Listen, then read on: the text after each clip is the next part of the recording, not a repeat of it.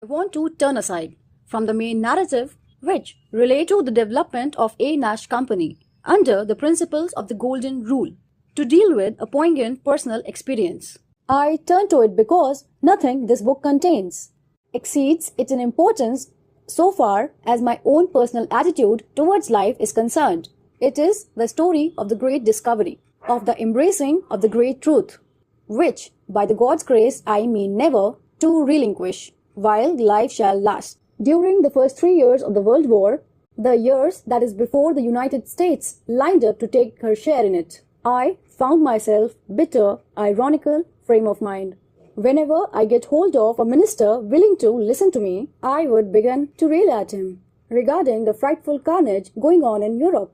Look at that scene across the ocean, I would say, and tell me if you think that is Christianity. Those nations who are on each other's throats are, with one or two exceptions, all nominally Christian nations. Cannot the religion they profess, and which you preach and teach, do anything to put an end to this tragedy, the most awful thing the world has ever known? While the entire heathen world plays a part of spectator, what's wrong with Christianity that renders it powerless in this awful hour of worldwide need? Needless to say, that none gave me an answer that amounted to anything. The man I put my question to were worried, perplexed, and simply didn't know what reply to offer.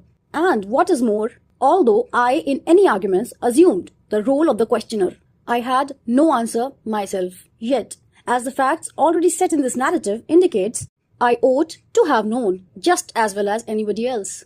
For had I been the student of a Bible, or the writers of its antagonists, virtually all my day, yet there was I pestering anxious men of the insistent queries for which I had no solution, a pretty contemptible form of diversion, as I see it now. But there was a minister in Cincinnati who was quite willing to face the situation, grave and bewildering as it was.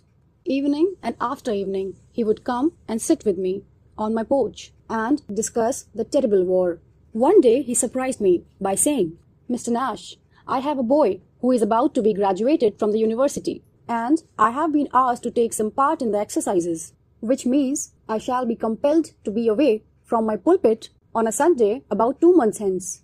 Will you take my place?" "What on earth you are talking about?" I replied. "I mean just exactly what I am saying," he rejoined. "I want you to occupy my pulpit, and I will select your subject for you. Go over and tell my people. What, in your opinion, is the matter with religion, with Christianity?" "Well, if I do," I answered sarcastically, "you can depend on one thing. You will have no congregation to meet you on your return." "I'll risk that," my friend returned. "Will you consent to do it?" "Possibly, because I do not care to run out of a challenge. More of any other reason, I agreed to do what I had been asked to do, just as I began to prepare what in my pride of spirit I imagined would be a tremendous assault on the citadel of the Christian faith. I received word of my eldest son, who had gone over to Europe with the Canadians, had been seriously wounded in Vimy Ridge and was lying unconscious in a hospital in England. In addition, my youngest lad, caught up by the spirit of time, had joined the United States Marines. The reading of that cablegram acted as a sort of solar plexus and blow on my pride and self-sufficiency. I had accepted this challenge, well to say the least of it in no spirit of humanity. And yet, here was I, with heart broken, with the fate which has overtaken my boy, and thinking of hundreds of thousands of other gallant fellows who were pouring out their lifeblood in France and Flanders. This is no fitting time to get up in a church pulpit and stood off of a lot of nonsense. I said to myself, what is wrong with Christianity? Anyhow, you better find it out for yourself first, before you attempt to tell to other people. So I started to find out. I went down to a library. Any amount of articles were current at that time, purporting to show that Christianity was an arrant failure, and began to read up. And my reading soon brought me to see a great, stark, outstanding fact, that what all the writers who were so eagerly rushing into print were attacking and finding fault with was not Christianity at all, but the lack of it. Christianity had not been failed. simply because Christianity had not yet been tried. Quite a number of smart phrase makers sought to annex credits for the invention of that phrase during the World War, each of whom had stolen it. Yet there was a tremendous proportion and an element of truth in it, just as there had been back away in the early years of the 18th century, when those scoffing atheists of those worthless, goodless days flung in the teeth of the professed followers of the Jesus. In the individual life of many, a saint of God had been tried, and never once, when earnestly and sincerely tried, been found to fail. But as adoption, any national, as so far any Christian church was concerned, individual sense there had been none, which statement is as unchallengeably true in the very hour in which I am penning these lines, as in the days when the epigram was regarded as being the proper thing to lisp and snicker by the wit and the witless of the London coffee houses and Paris salons, as they snapped their stuff boxes and started their way down to well-deserved and uplifting oblivion. To be sure, the voice prophet of Nazareth is heard today above the bubble and clamor of the men and makers, with more distances than in any era of the Christian centuries. Yet, substantially, the shameful indictment still stands, and to it the Church, together with the world, must enter the plea of guilty. But, to get back to my own case, a man reared an Adventist, I imagined that I knew something about the Scriptures. So, I went back to the old book and started to acquaint myself afresh with the teachings of Galilean. Very soon I realized that I am reading in a fashion that I have never read before. In other days, I read to prove a theory, searching for a proof, texts to bolster up a creed. At this time, I was striving earnestly to find out from the only authentic records extant what it really was that Jesus sought to establish, what to teach, what, if anything, to condemn. There were quite a few surprises in the store for me.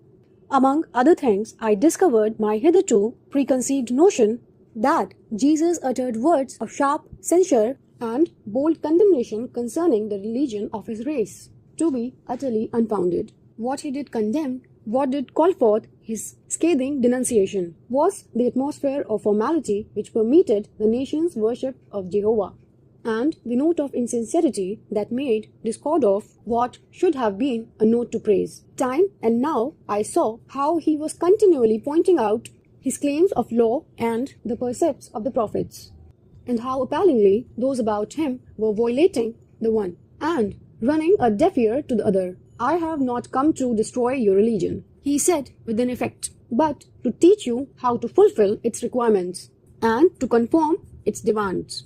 That was the substance of Christ's message to the people of his own day.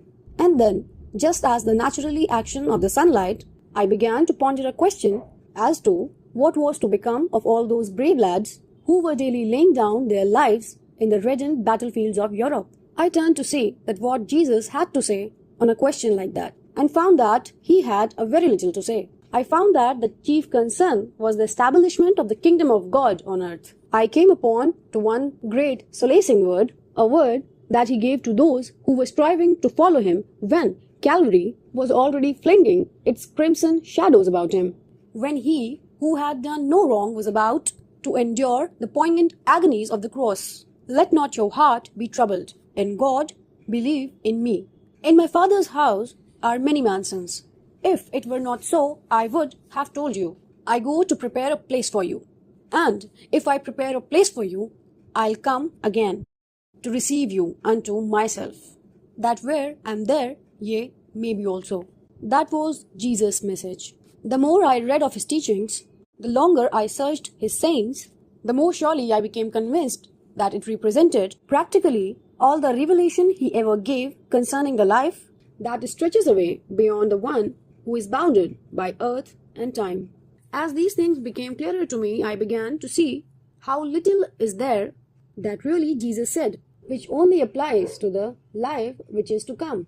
But I discovered that how much he has to say about the life now is. To be sure, many of his sayings are capable of a twofold application, but most of them relate to life as it should be lived. Right here, I saw, as I had never done it before, the Son of God came into this world, not merely that he might transport a few of us to another, more felicitous place, but that men might find salvation here and now. In the ultimate summation, the philosophy of Jesus found an expression to his unceasing effort for the establishment of a social and spiritual order here in this world, that which he called the kingdom of God. That if men ever to become part of it and live with harmony in it, that now is the accepted time and now is the day of salvation, that men are to seek after God now, amid of all the tumult and turmoil of the everyday life. So I read on and on. After this manner, therefore, pray ye, thy kingdom come, thy will be done in earth as it is in the heaven. Seek ye first the kingdom of God and his righteousness, and all these things, temporal blessings of any sort, shall be added unto you. The kingdom of God cometh not by observation, neither shall they say, Lo here, or Lo there. For behold, the kingdom of God is among and within you. And as the climax of his great teachings he has pictured the great kingdom, he rejoined the men to pray for it, to work for its establishment in the earth. And therefore it is what I stand for, because it is imperative for the welfare of the mankind. Therefore all the things whatsoever ye would that men should do, do ye even so to them. For this is the law and prophets.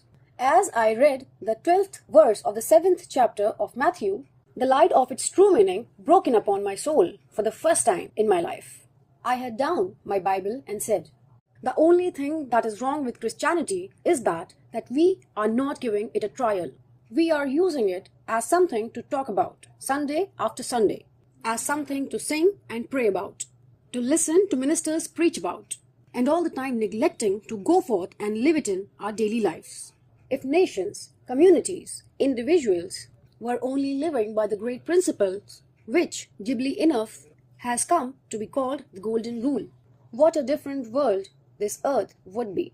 Then, indeed, would the glorious consummation be realized. Heaven would veritably come to earth, and the fathers will be done among the men, as it is done in the heaven. Well, this is what I discovered during the hardest weeks of the study that I would ever put in my life.